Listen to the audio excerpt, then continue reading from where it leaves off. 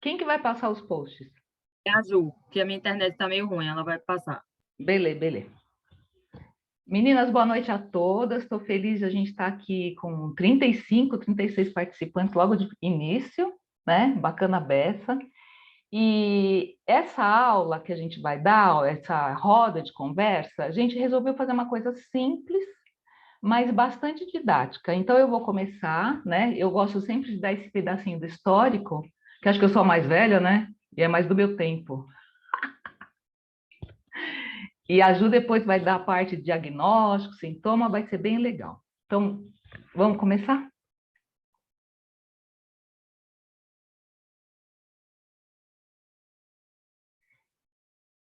Bom, a aula de hoje vai ser de estresse pós-traumático e o nosso objetivo maior em falar disso é porque a grande maioria das vítimas que vocês forem encontrar aqui no projeto, também nas vidas profissionais de vocês, elas vão estar sendo portadoras de abuso psicológico. E a lei que foi sancionada agora, em julho desse ano, ela foi baseada nos estudos do estresse pós-traumático. Por isso que a gente resolveu dar esse tema. Muita gente pergunta quando vai fazer atendimento: nossa, a vítima está muito mal, a vítima falou que quer se matar, a vítima está horrorizada, e ficam muito assustadas. Boa noite, Maria Angélica. Maria Angelita. E aí, então, a gente resolveu dar esse tema muito importante. Baseado nisso, então, estresse pós-traumático.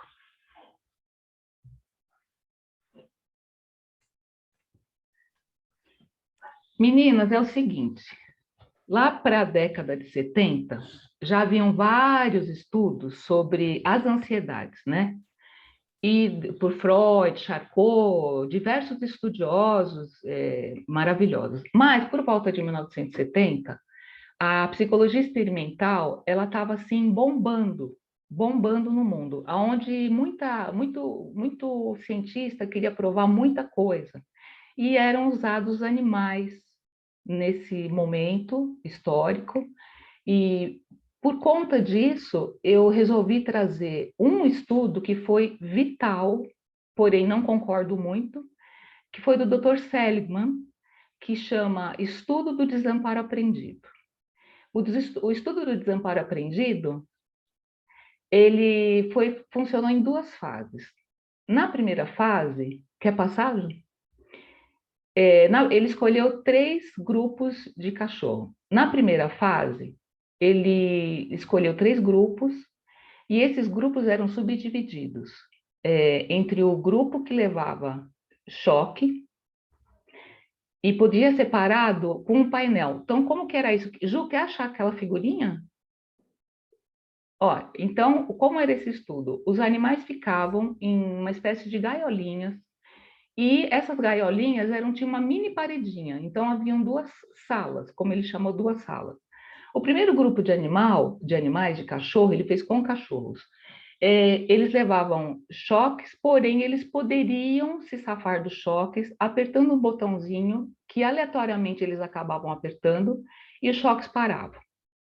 O segundo grupo não levou choque algum e assim ficou. E o terceiro grupo levou choque e não poderia parar o choque. Aí eu inverti, né? O segundo levava choque e o último poderiam fugir facilmente.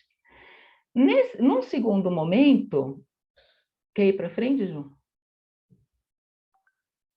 Num segundo momento, ele traz a conclusão. Qual era a conclusão? Os animais que puderam escapar facilmente não tiveram absolutamente nada. Ou seja, os animais que não levaram choque não tiveram absolutamente nada. Os animais que puderam escapar facilmente, eles não tiveram quase nenhum sintoma. E os animais que não conseguiram escapar, eles tiveram inúmeros sintomas, inúmeros. Dentre eles, fuga, mudança de apetite, tristeza, apatia, dificuldade de concentração, diminuição de interesse sexual, porque a partir desse evento eles não copulavam.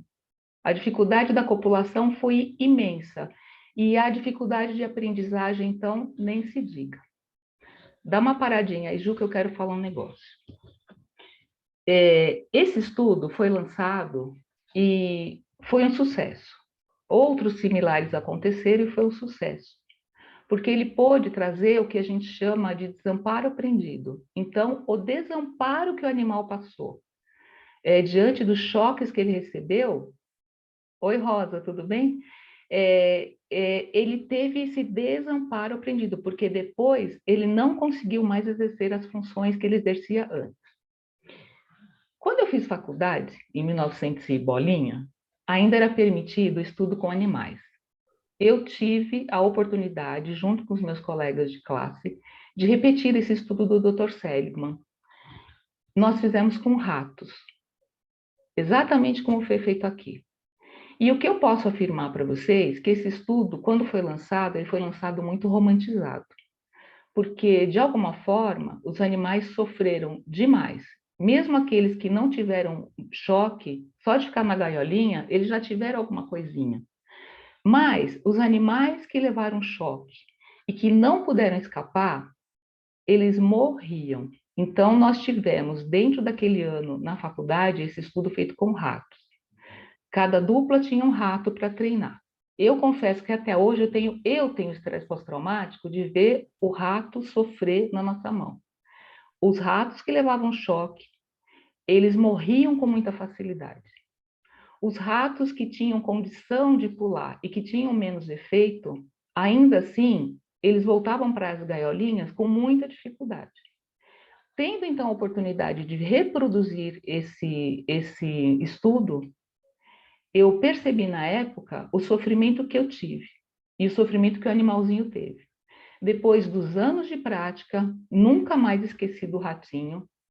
Depois de todos esses anos de prática, é que eu compreendo que esse estudo foi importante, mesmo romantizado. Porque depois desse estudo feito, aí eu vou dar uma embaraçadinha, né? Tiveram os estudos do Dr. Hiroto, do Silbert, tiveram vários estudos, mas esses estudos de 1970, eles foram tão importantes que eles mostraram o desamparo aprendido, que o CID, que foi lançado em 1977, o CID-9, ele já foi modificado. O CID, que antes chamava de desajuste situacional agudo, por conta desses estudos, ele começou a chamar reação aguda ao estresse. Então, mesmo eu sabendo que esse estudo foi romantizado, eu vejo nele uma importância imensa. Mas eu garanto a vocês que esse estudo foi muito mais crítico do que foi escrito no livro. Anos depois também, estou bagunçando tudo, né, Ju? Né? Anos depois também, atendendo mulheres, eu percebo o que elas sofrem quando se encontram diante de um agressor sem saída. Então, guardem isso que eu estou falando na hora que a Ju for falar de diagnósticos e sintomas, né? Bom, essa parte já foi falado, né? E também nessa época, por volta de 1970, começaram as primeiras casas-abrigo, lá na Inglaterra. As meninas, né, inglesas, as mulheres inglesas, querendo escapar da violência que elas sofriam dos maridos, elas começaram a pedir abrigo, elas começaram a pedir ajuda para a polícia. Elas começaram a fazer movimentos. Então, lá foram lançadas as primeiras casas-abrigos. Na correspondência do feminismo, também nos Estados Unidos, por essa época, existia uma maravilhosa estudiosa, doutora Lenore Walker, e ela também já trabalhava com mulheres nessa época. Ela também trabalhava com mulheres vítimas de violência. E ela atendia essas mulheres. Então, ela teve acesso aos estudos do Dr. Seligman, ela teve acesso correspondente com as feministas da Inglaterra, e ela percebeu que as mulheres que ela atendia tinham os mesmos sintomas dos animais do Dr. Seligman. E dentro dos estudos dela, ela categorizou, então, o ciclo da violência. Então, graças a essa maravilhosa mulher que hoje mora em Miami, já é uma senhorinha, né? Ela categorizou o ciclo da violência e ela categorizou os tipos de violência de alguma forma também. Quando ela já dizia naquela época que a mulher sofria mentalmente e a mulher sofria fisicamente. Bem, o ciclo da violência, na verdade, eram 4 no início, foi retirado um e foi condensado na fase da tensão. Então, temos a tensão, que é quando o agressor demonstra irritação com assuntos irrelevantes, raiva, ameaças e humilhação. A vítima? Bom, a vítima nega os acontecimentos, passa a se culpar pelo comportamento do agressor, mas a tensão continua. A mulher busca negociação através de argumentos. Como eu considero essa fase da tensão? A fase da tensão é aquela fase aonde a vítima já começa a levar um choque psicológico, mas ela tem como escapar. Mas ela já começa a ter a fase da negação, ou seja, ela já começa a ficar paralisada.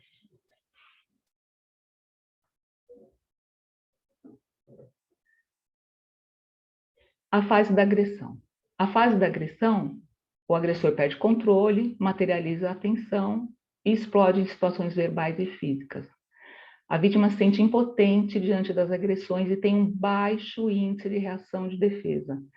Essa fase, eu considero aquela fase dos animais que levaram choque e não tinham para onde escapar. Então, na hora da agressão, a mulher sente a paralisação. Ela sente o torpor, ela sente o estupor e ela sente a reação do estresse. Ali ela paralisa. E, por fim, né, o agressor entra no arrependimento, faz promessas, diz que não vai repetir mais, pede a reconciliação, e a vítima aceita por impotência. A vítima aceita por paralisação. Ela não aceita por desejo, ela não aceita por vontade. E é nessa hora do aceite que a gente percebe que a vítima, ela entrou em violência psicológica e ela começa a desenvolver o estresse pós-traumático.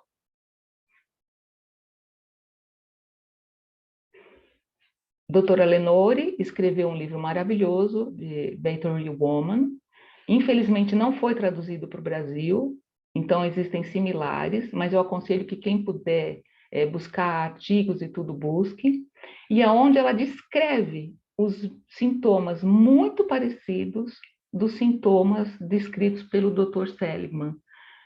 Autoconfiança quebrada, medo, vergonha, constrangimento, tristeza, desejo sexual rebaixado. A mulher vai deixando de ter desejo sexual. Mudança de apetite, tanto para mais como para menos. Dores diversas. Aí começa aquele ciclo de dor de cabeça, dor no corpo, mudança de menstruação, mudança de pele, queda de cabelo e por aí vai. Pensamentos negativos sobre o futuro. Isso é importantíssimo. A vítima começa a desenvolver nisso o desamparo aprendido, e esse pensamento negativo é o que depois vai ser uma das grandes categorizações do estresse pós-traumático, aonde ela nega a realidade, aonde ela se torna refém dos pensamentos intrusos, assim como os animais. Por volta de 1980 para 90, os estudos com animais foram proibidos no Brasil. E o que eu lamento é que os animais foram salvos e as mulheres até hoje apanham, sem nenhum tipo de defesa, sem nenhuma visibilidade. Esse é um dos motivos dessa aula, que vocês vão ver muitas mulheres sem nenhum tipo de defesa, sem nenhum tipo de visibilidade. Vamos seguir? E assim, o desamparo aprendido recebeu no CID-10, vejam vocês, no CID-10, já na década de 70, foi chamado de transtorno de estresse pós-traumático. E também temos o transtorno de estresse pós-traumático complexo, que a Ju vai explicar que a diferença é pequena, mas muito importante na hora que ela falar do diagnóstico.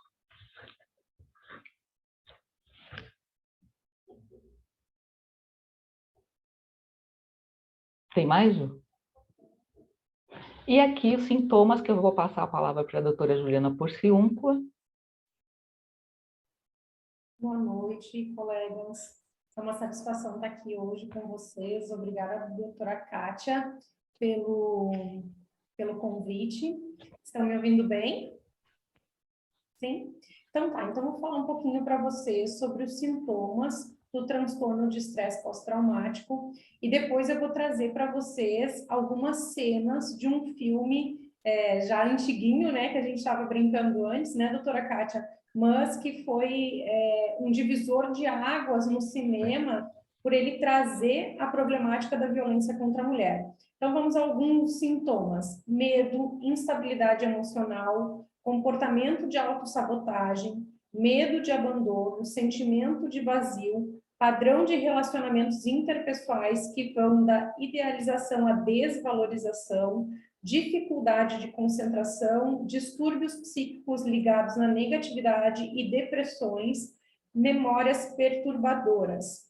O transtorno de estresse pós-traumático surge do histórico da exposição de fatores emocionais fortes, como acidentes, desastres, relacionamentos de padrão tóxico.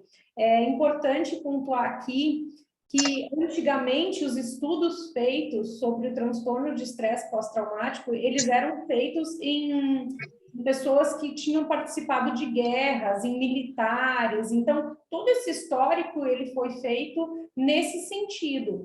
Foi feito também com relação ao Holocausto, as vítimas do Holocausto, os sobreviventes dessa grande tragédia. Então, assim, tudo relacionado a essas questões de desastres, de guerras, de situações em que a pessoa era exposta a uma violência extrema.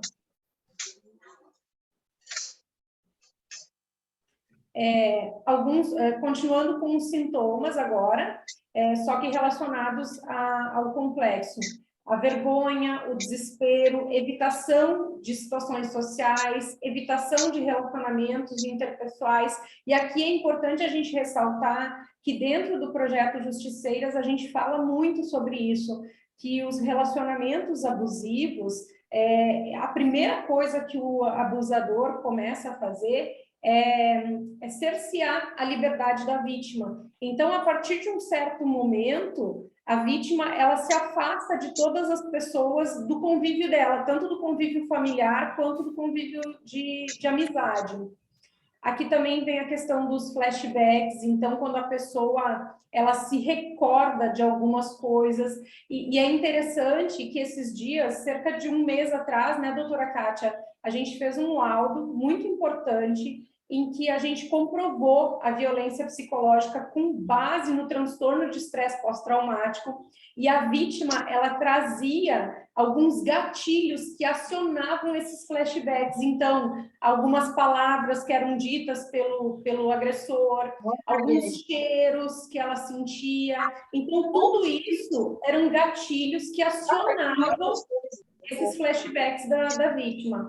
Sobressaltos, sono com episódios de terror, então os pesadelos eles são muito recorrentes, e todos os outros sintomas do transtorno de estresse pós-traumático. Então, de novo, tudo a pesquisa ela iniciou relacionada a guerras, a terremotos, então todas as situações de questão de violência extrema, em que a pessoa era colocada em uma situação de medo extremo, porque era considerada uma situação de violência em que ela corria um risco de vida. É importante ressaltar isso para vocês.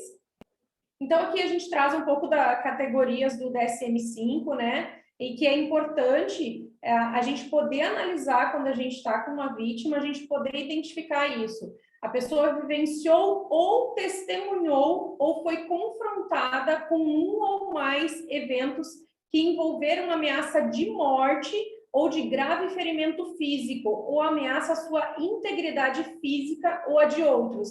Veja bem, às vezes, a questão de envolver ameaça grave ou isso e aquilo, a intensidade disso, ela vai ser diferente de pessoa para pessoa. Mas a forma como a pessoa vai sentir isso, que ela vai vai refletir dentro dela é o mais importante. Então, talvez uma situação que, de repente, para a doutora Kátia não seria uma situação tão grave, tão ameaçadora, uma situação que ela pudesse considerar como vida ou morte, talvez para mim seja. Então, isso é algo que é muito pessoal de cada pessoa. Então, a pessoa reagiu com intenso medo, impotência ou horror ao fato vivenciado. Não ocorrendo o fato traumático, não há possibilidade de diagnóstico. Então, aqui é bem importante ressaltar que tem que ter havido um evento traumático para ser considerado um transtorno de estresse pós-traumático. A ênfase das pesquisas, então, é com relação aos fatores internos subjetivos da pessoa, onde a resposta, então, emocional ao evento externo ou traumático tem grande relevância. Então, que é isso que eu falava para vocês. Cada pessoa vai ter uma forma de reagir a uma situação. Algumas vão ter não... A gente conversava sobre isso, né, doutora Kátia? Que algumas pessoas não necessariamente vão desenvolver o transtorno. Elas vão passar por essa situação, mas isso não é uma pré-condição. Eu tive um evento traumático, eu vou desenvolver o transtorno de estresse pós-traumático. Mas, em sua grande maioria, acaba desenvolvendo. Então, recomenda-se ao profissional para o diagnóstico fazer a entrevista com uma abordagem empática, receptiva, sem pré-julgamentos. É muito importante que quando a gente faz a oitiva de uma vítima, a gente tenha muito cuidado com as coisas que a gente fala, com a forma que a gente fala, porque as próprias indagações que o profissional pode fazer pode se tornar um gatilho, e aquilo pode gerar um dano psíquico, pode acabar revitimizando aquela vítima. Então, alguns exemplos de pergunta. Você já sofreu algum acidente? Já foi assaltado? Já sofreu algum tipo de violência? Você poderia me falar sobre isso? Então, é sempre importante a gente fazer perguntas abertas e deixar que a pessoa faça um relato daquilo que ela vivenciou. Então, aqui, a gente trouxe uma figura que eu achei bem apropriada para a gente poder identificar a questão das ansiedades e a cada resposta, se sim ou não, ela vai acabar configurando um tipo de transtorno, um tipo de ansiedade, né? Então, especificamente com relação ao transtorno de estresse pós-traumático, a resposta tem que vir no sentido de que se a sua ansiedade se desenvolveu após um evento traumático. Isso é uma pré-condição para ser considerado um transtorno de estresse pós-traumático. E aí, agora eu vou trazer para vocês um filme que eu adoro, porque ele ilustra muito essa questão da violência doméstica e do transtorno de estresse pós-traumático. E eu gosto muito de trabalhar com a parte vivencial. Eu acho que nada mais enriquecedor do que a gente poder ter num filme aquilo que é vivenciado por muitas pessoas. Então, agora eu vou parar aqui a apresentação e eu vou trazer para vocês alguns trechos do filme, e no meio desses trechos de filme eu vou ir fazendo algumas colocações. Eu vi que tem uma mão levantada, a gente vai responder todas as perguntas ao final da apresentação, tá bem, pessoal? Então, guardem aí que daqui a pouquinho a gente responde.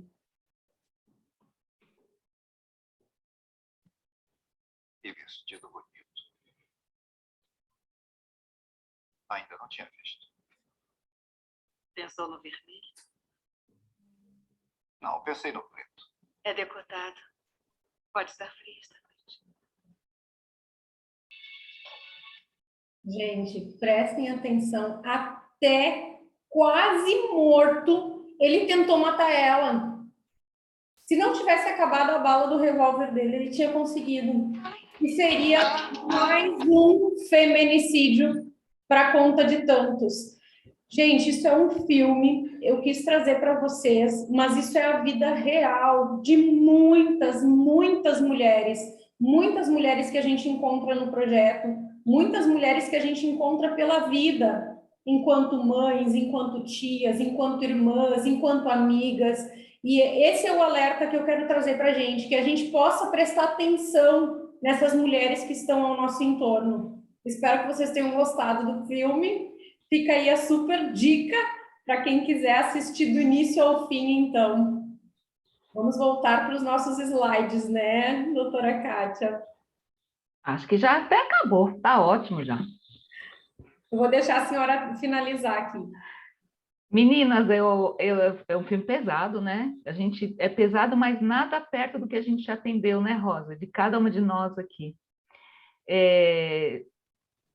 O número de vítimas que já atendemos e tudo, eu só queria dizer por final o seguinte, que esse filme mostra uma cena, agora no finalzinho, que ela liga para a polícia. Ela, ainda assim, tentou usar a lei a favor dela. Com o advento da lei da violência psicológica, nós temos hoje a possibilidade da vítima tentar ajuda apenas pela palavra dela. Então, existe um fator modificador muito importante que nós precisamos batalhar muito para que isso se torne uma realidade cada vez mais importante. A vítima hoje, vítima de violência psicológica, ela pode dizer o que está sofrendo e o nexo causal entre o evento que causou o trauma, que seria a violência física, a violência moral, a violência patrimonial, ou precisando de testemunhas, ela pode ao menos fazer a denúncia. Eu sofro violência psicológica. E nisso, depois a gente até deixa, né, os relatos, alguns livros para vocês lerem, aquilo que a Ju falou entre o DSM, agora vocês não vão lembrar de cabeça, mas entre o CID-10 e o DSM, eles dizem, né, que existe a necessidade do evento traumático para se colocar o estresse pós-traumático como viável. Bem, com o advento da lei, com a questão da lei, isso pode ser modificado com o tempo, aonde a própria vítima dizendo que, sim, sofro violência psicológica, a palavra dela, o relato dela, um relatório técnico que ela possa conseguir de um profissional abalizado, já é de grande ajuda. Então, nós temos que torcer para, com o tempo, essa questão do estresse pós-traumático, essa questão da violência psicológica possa achar tratamento, ajuda, tratamento. Então, quando vocês encontrarem uma mulher que diga estou triste, estou chateada, estou infeliz no casamento, e ela não consegue sair, não vamos julgá-la. Se ela diz tudo isso e diz, mas meu filho bate em mim, na minha chefia eu só tenho esse emprego, não posso sair, não vamos julgá-la. Ela está presa no torpor que causa o estresse. Obrigado, meninas. Acho que por enquanto é só. Nós tínhamos mais, mas eu acho que tem pergunta para fazer, já são 9h30, Ju.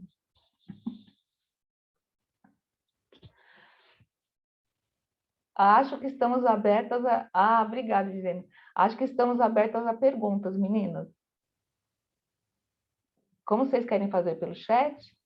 Tem pergunta no chat já? Boa noite a todas.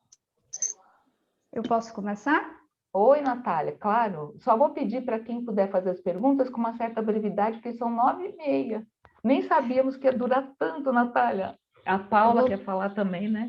Eu vou tentar ser breve, mas de início eu quero trazer algo bem contemplativo. Quando a doutora falou que se iniciou através dos animais, né? Antes das experiências com os animais, existia o Emily Durkheim. Ele escreveu a obra O Suicídio e trouxe um conceito muito importante, que é o conceito de anômia, né? Que é a perda da identidade. E essa perda da identidade, ela é muito representativa na vítima de violência como um todo, né? Sim, Natália, na verdade, essa tua elucidação é importante, mas assim, nós fizemos um recorte, então nós escolhemos um recorte no tempo. Claro que a gente sabe que autores anteriores, até mesmo de séculos, né? Então nós escolhemos um recorte breve, mais atual, e depois a gente vai dar leitura, a gente vai sugerir, até sugiro que você depois deixe com a gente algum autor que você saiba, tudo, eu gostaria muito, mas nesse Eu caso vou nós só fizemos concluir aqui, para chegar na principal pergunta. Pois não, Natália. E nesse sentido, eu sou uma vítima eu sofro de estresse pós-traumático. Perdão, gente. Você vê que isso até me incomoda um pouco, né? E eu acho válido sempre, dentro da psicoterapia, falar também sobre a pseudociência. A pseudociência, ela é usada pelo homem por muitos anos contra nós, né? Eles sabem que o bater na nossa cabeça é um atraso cognitivo que nós temos. E usar a pseudociência, que é a ciência, para definir parte biológica como uma questão de superioridade sobre nós mulheres, também é um atraso. E nós sofremos esse atraso psicológico. Aí a pergunta que eu quero fazer é essa. Quando a doutora disse que hoje nós podemos usar a palavra para provar que sofremos essas violências, como a área da psicologia, junto com a área médica e junto com a área jurídica, estão enxergando um caminho para provar essa fala. Ponto. Natália, Ponto não é interrogação. com o advento da lei, desculpa, mas nós vamos ter que ter brevidade, assim, pelo atraso do tempo, foi muito empolgante tudo isso, né? Então, assim, com a questão do advento da lei da violência psicológica, né? A Lei Maria da Penha, que ela tem uma transversalidade muito, muito importante, mas muito pouco usada, ela vai ser mais usada, porque a partir do momento que a mulher, não é que ela prova, ela tem visibilidade na palavra dela. E o provar vai ser a partir da transversalidade da Lei Maria da Penha, onde o psicólogo, o médico, a gente faz isso, Juliana e eu, né? A Ju Porciúncula e eu somos peritas. Então, nós temos essa prática também, onde nós podemos fazer uma entrevista com teste, uma entrevista com perguntas já categorizadas. Então, um laudo, um relatório técnico, ele pode ser utilizado, o jurídico pode utilizar esse relatório para continuar com o processo, e a assistência social, ela tem a condição de encaminhar a vítima para os órgãos competentes, que é o que a gente faz aqui hoje. Então, Justiceiras hoje usa a transversalidade da Lei Maria da Penha, e à medida em que a mulher teve mais visibilidade com a lei da violência, né, psicológica já, né, doutora Sueli, está aí também, né? Nós temos essa condição. Então, nós mesmos aqui na Justiceiras usamos a transversalidade. Claro, Natália, que é um assunto extenso e que eu vejo que você é uma literata também, nós poderíamos passar a noite aqui, mas eu vou passar para Paula, que também está de mãozinha levantada, e a gente vai ter novas oportunidades de conversar. Paula, Obrigada, doutora. Boa noite. Eu queria dizer que te admiro por estar aqui, eu vejo que você é uma literata, mas também vejo, pelo que você falou, do sofrimento que você deve ter passado. Então, te agradeço muito a presença, viu? Deixa eu perguntar para a Paula agora o que ela Boa gostaria noite, de saber gente. de nós. Tudo bem?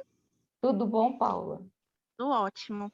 Eu quero agradecer muito, né, por hoje. Eu tive taquicardia do início ao fim.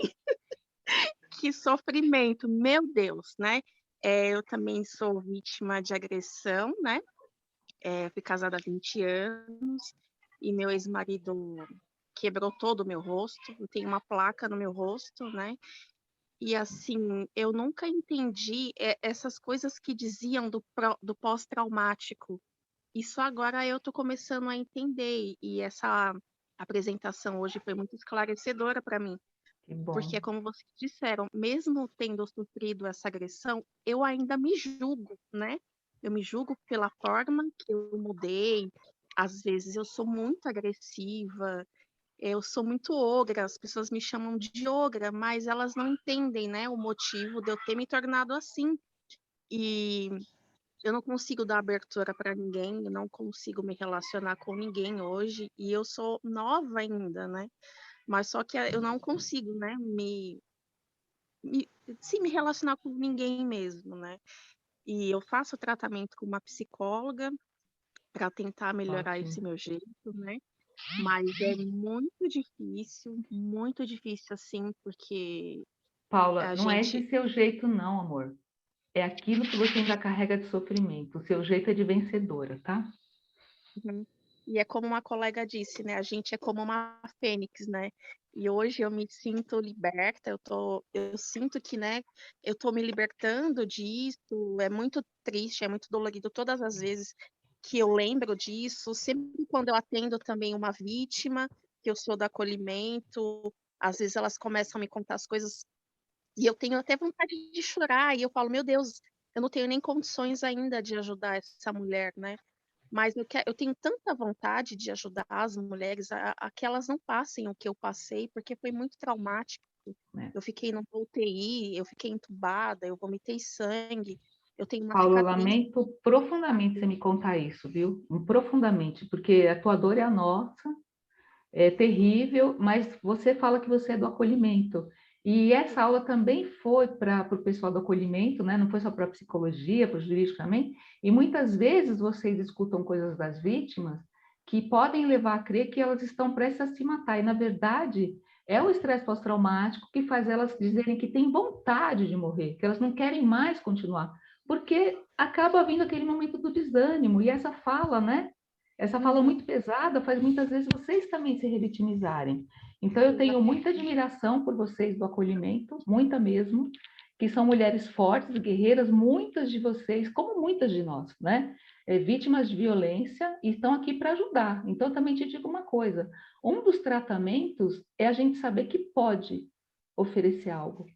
É a gente saber que, mesmo na nossa dor, a gente pode oferecer uma palavra, um gesto, um suspiro que seja com a vítima. Então, você é muito preciosa e não fala mais que teu jeito é ruim. Você é maravilhosa. Pronto, falei. Sou uma ogra que vai ser lapidada.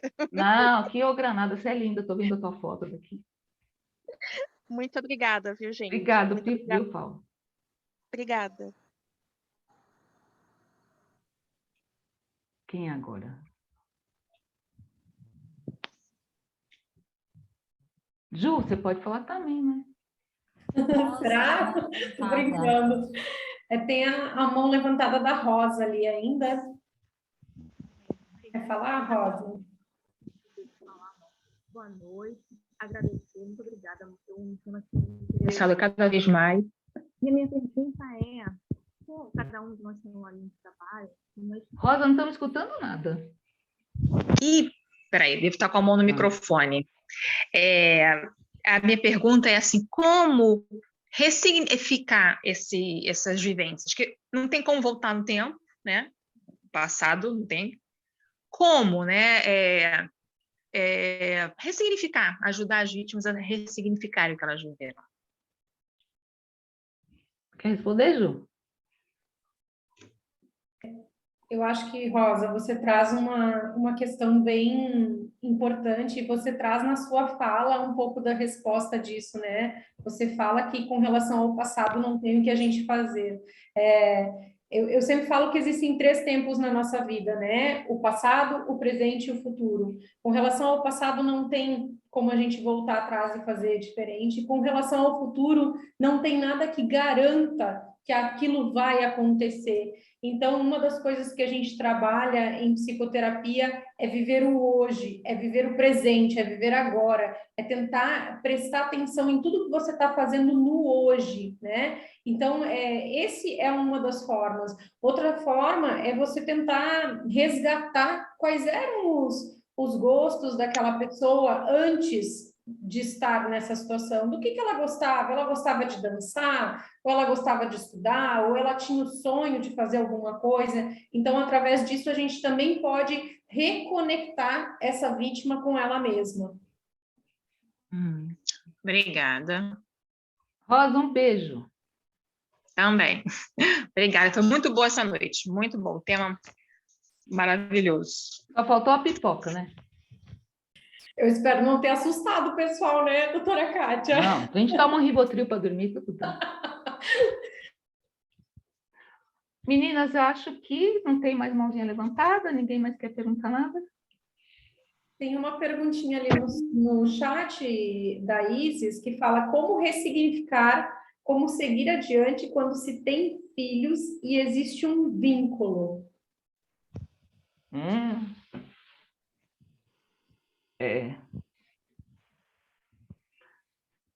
Responde, Ju, pode? Estava achando que a senhora ia responder. Eu estou nervosa ainda com o É importante, Isis, tanto a pessoa que passou pela situação, a genitora, quanto os filhos passarem por acompanhamento, né? Então, são vários os casos, né, doutora Kátia, que a gente pega de situações junto ao judiciário, em que a gente até sugere que, se existir a visita por parte do agressor, que muitas vezes pode ser o próprio pai da criança, né? Que essa visita ela seja assistida, que esse agressor ele também passe por alguns cursos também. Esses dias nós falávamos, doutora Sueli e eu, sobre a questão do resgate desses agressores, então, de como fazer esse trabalho de conscientização da questão da violência, que ela vem assim há muitas gerações, né? E a gente falava que a primeira coisa que a gente tem que começar a trabalhar é a questão dos direitos humanos, e a partir da Constituição de 1988, em tese, era para homens e mulheres terem os mesmos direitos, né? Então, acho que é um trabalho de psicoeducação aí, e é um trabalho também de resgate. Isso mesmo.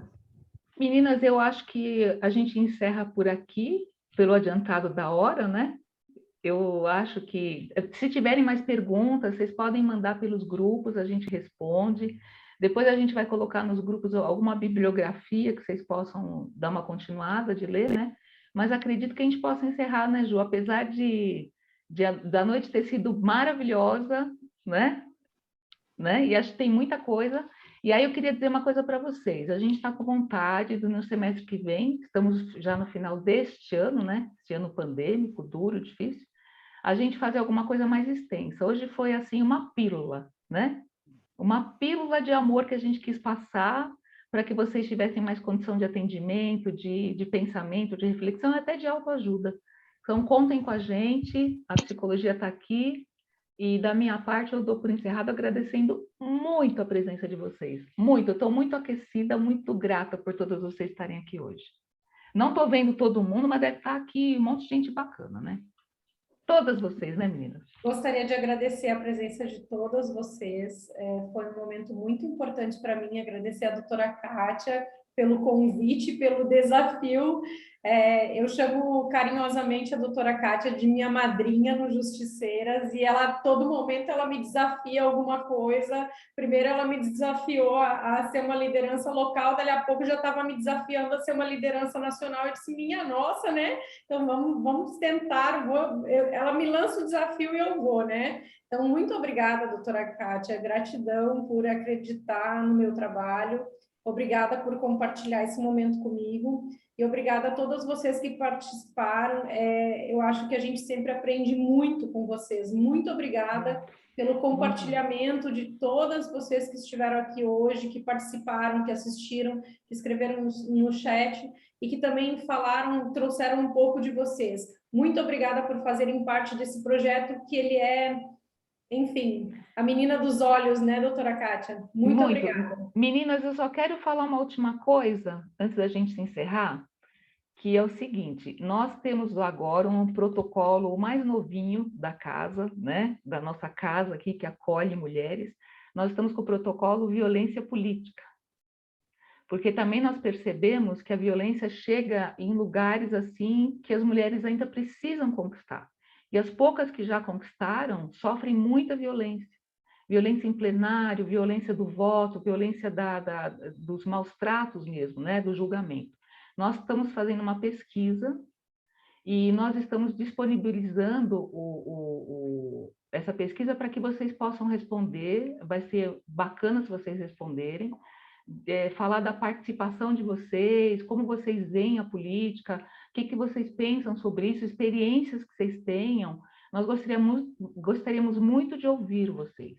E se vocês também puderem compartilhar a pesquisa, nós esperamos chegar a um número de 5.000 respostas, e com essas respostas nós vamos talvez criar alguma coisa sobre isso, algum pedido no Congresso, alguma coisa que possa dar voz, vez, fala e visibilidade para nós mulheres. Porque na política todas nós estamos, porque é o ato de viver. E aquelas que quiserem se eleger, ou aquelas que quiserem votar melhor, né, tem essa condição. Então, nos ajudem, a gente vai passar nos grupos o endereço da pesquisa e eu conto com vocês. Meninas, boa noite a todas. Ju, obrigado por tudo, viu?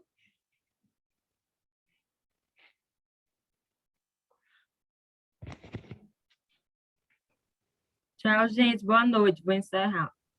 Boa noite.